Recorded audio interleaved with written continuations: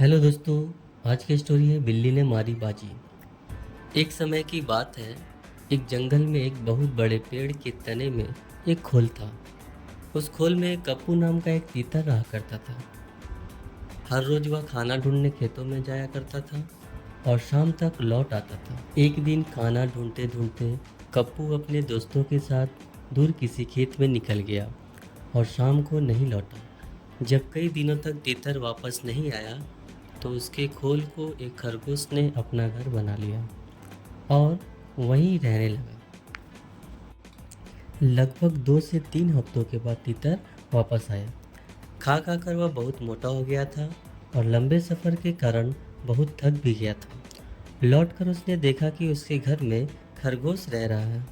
यह देखकर उसे बहुत गुस्सा आया और उसने झल्ला कर खरगोश से कहा, यह मेरा घर है, निकलो यहाँ से। तीतर को इस तरह चिल्लाते हुए देख खरगोश को भी गुस्सा आ गया और उसने कहा, कैसा घर? कौन सा घर?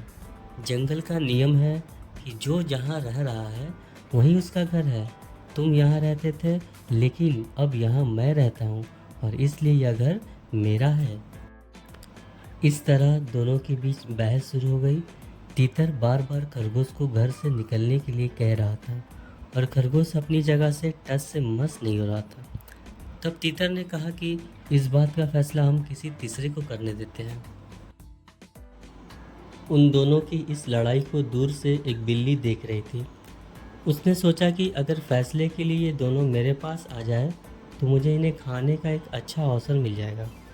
यह सोचकर वह पेड़ के नीचे ध्यान मुद्रा में बैठ गई और जोर जोर से ज्ञान की बातें करने लगी। बिल्ली की बातों को सुनकर तीतर और खरगोश ने बोला कि यह कोई ज्ञानी लगती है और हमें फैसले के लिए इसके पास ही जाना चाहिए। उन दोनों को दूर से बिल्ली से कहा, बिल्ली मौसी, तुम समझदार लगती हो, हमारी मदद करोगी और जो भी दोषी होगा तुम उसे खा लेना। उनकी बात सुनकर बिल्ली ने कहा, अब मैंने हिंसा का रास्ता छोड़ दिया है लेकिन मैं तुम्हारी मदद ज़रूर करूँगी।